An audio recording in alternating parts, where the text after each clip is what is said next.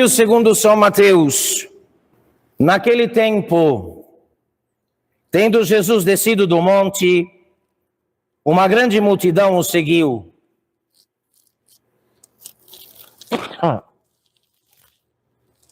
E eis que, aproximando-se um leproso, o reverenciava, dizendo: Senhor, se tu queres, podes limpar-me. Jesus, estendendo a mão, tocou-o, dizendo: quero, ser limpo. E logo ficou limpo da sua lepra. E Jesus disse-lhe: vê, não o digas a ninguém, mas vai mostrar-te ao sacerdote e faze a oferta que Moisés ordenou para lhe servir de testemunho.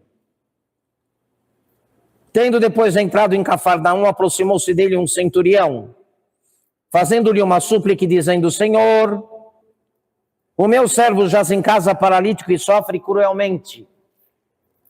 Jesus disse-lhe: eu irei e curá-lo-ei. Mas o centurião respondendo disse: Senhor, eu não sou digno que entreis na minha casa. Dizei, porém, uma só palavra, e o meu servo ficará curado. Pois também eu sou um homem sujeito a outro, tendo soldados às minhas ordens. E digo a um: vai, e ele vai. E ao outro: vem, e ele vem. E ao meu servo: faze isto, e ele o faz. E Jesus, ouvindo isto, admirou-se e disse para os que o seguiam: em verdade vos digo, não encontrei uma fé tão grande em Israel. Digo-vos, pois, que hão de vir muitos do Oriente e do Ocidente, e hão de sentar-se com Abraão, Isaque e Jacó no reino dos céus, enquanto que os filhos do reino serão lançados nas trevas da noite, onde haverá choro e ranger de dentes. Então disse Jesus ao centurião: vai e seja-te feito conforme acreditaste. E naquela mesma hora o servo ficou curado. Em nome do Pai, e do Filho, e do Espírito Santo. Uma das coisas mais importantes que devemos ter claro diante dos olhos da alma é quem somos.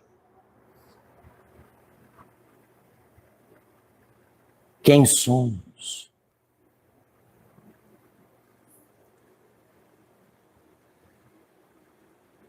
E como de algum modo, como vai dizer Santa Teresa de Jesus, fazendo um paralelo com o Evangelho que acabamos de ouvir, como de algum modo também estamos como que espiritualmente um pouco leprosos e um tanto quanto paralíticos, não chegamos, pelo menos não o suficiente, a esta que é de todas as sabedorias a mais importante. A saber quem somos, o que somos. Então, habitualmente, Deus usa as enfermidades para tirar certas almas de ilusões a seu próprio respeito.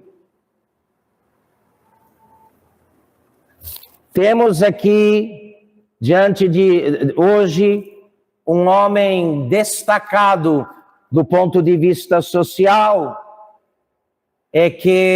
porque é grande, é um militar romano, é um oficial, e que vai a Jesus como um mendigo. porque toda a sua autoridade, todo o seu poder, toda a sua experiência não são suficientes para mudar a sorte do seu servo. Nas famílias romanas, os servos que nasciam nas casas dos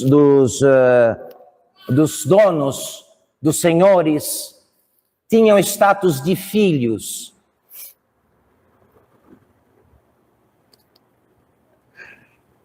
Então, por exemplo, um patrício romano podia ter 4, 5 filhos próprios e mais 60 filhos nascidos de seus servos, que eram considerados filhos seus também, e que o chamavam de pai, com a diferença de que não tinham direito à herança dos filhos legítimos. Mas todas as crianças da casa do pater familiae eram filhos do pater familiae, do pai de família.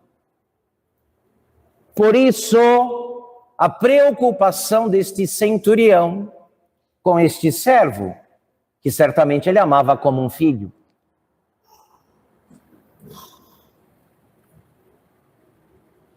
E amando como filho, não tinha a menor condição de curar, de tirar o filho daquela enfermidade de morte. Então ele recorre a Jesus. E que interessante, a enfermidade do seu servo ou filho o faz reconhecer o seu nada. Que tudo o que ele era e tinha não era suficiente, não servia para mudar aquela triste situação. E ele disse: Senhor, não sou digno de que entres sob meu teto, mas dize uma palavra daqui mesmo, de onde o Senhor está, e o meu servo ficará curado. Pois também eu sou um homem sujeito a outros, e tenho soldados às minhas ordens, e digo a um vai, e ele vai, e a outro vem, e ele vem. E ao meu servo, faz isto, e ele o faz. E Jesus, ouvindo isso, admirou-se e disse para os que o seguiam: em verdade vos digo, não encontrei uma fé tão grande em Israel. O que conduziu aquele homem a um ato de humildade tão grande e de uma fé tão rematada, a ponto de afirmar a Jesus: Senhor, daqui mesmo onde o Senhor está, sem precisar entrar na minha casa, fala só uma palavra, diz uma palavra e o meu servo ficará curado. Ele não foi conduzido a uma virtude tão grande de fé e de humildade, não foi conduzido por livros, por cursos, por mestres, mas pela triste realidade da enfermidade do seu servo, que o fez reconhecer que tudo o que ele era e que tudo o que ele podia, para o caso do seu servo, não adiantava de nada. Então eu gostaria de lembrar aqui, senhores, contra esse visgo da teologia da herética, teologia da prosperidade, que faz muita gente acreditar que porque tem fé, fica blindada contra qualquer tipo de mal, qualquer tipo de dor ou de sofrimento. Isso não é verdade. Meu irmão, minha irmã, uma parte das coisas que você vai ter que aprender, você não vai aprender numa poltrona, numa biblioteca,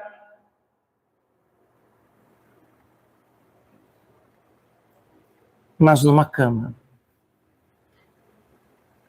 Numa cama. Numa cama. E por favor, aqui ninguém se assuste, porque homens e mulheres muito melhores do que nós passaram por longos períodos assim, de grande enfermidade. São Francisco de Assis foi um homem muito doente.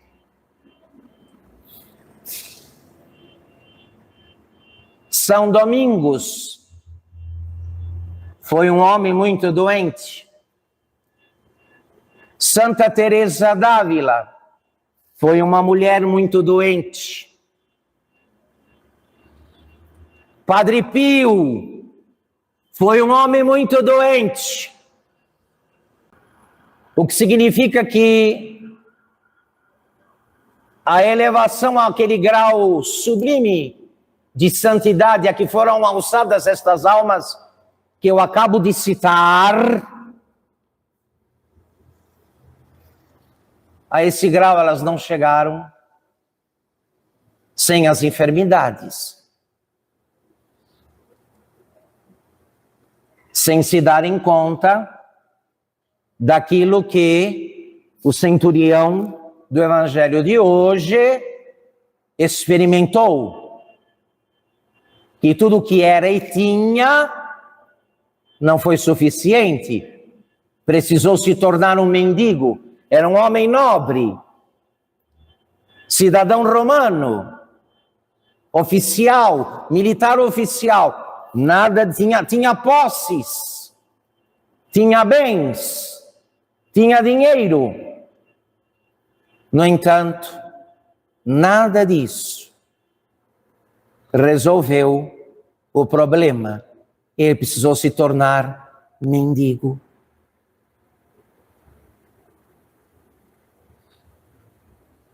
E foi pedir a esmola da caridade de nosso Senhor Jesus Cristo.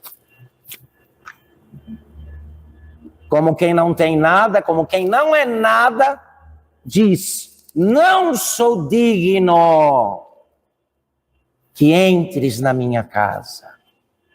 Dize uma palavra, meu servo ficará curado. Nesse caso, a doença não era dele, era do servo. Mas o fruto da enfermidade, quem curou, quem colheu, foi o centurião.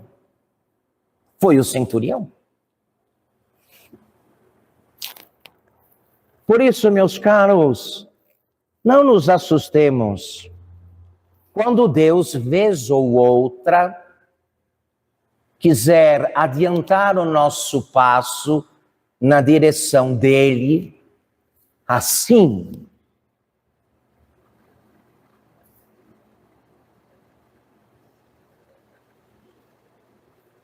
Nos fazendo carregar não uma cruz teórica, abstrata, simbólica, mas uma cruz real, pesada, sofrida, mortificada.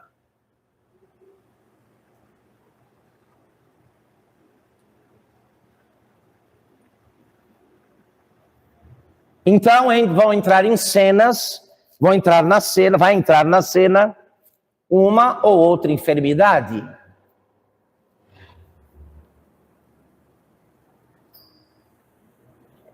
Que aos nossos olhos orgulhosos vão ser classificadas como algo inútil,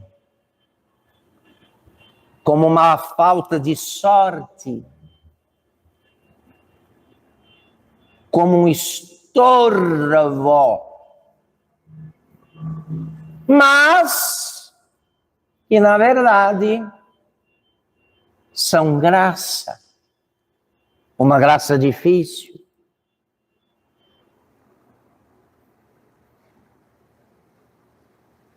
E que nos farão atingir um grau de maior intimidade com Deus mais rapidamente do que 1000 dias seguidos de jejum a pão e água.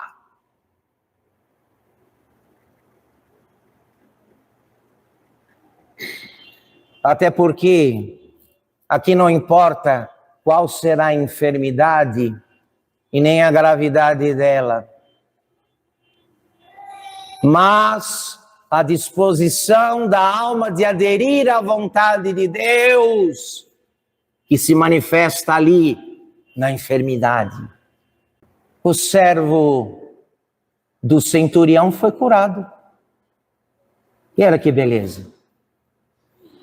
Mas a graça dada ao centurião foi maior ainda.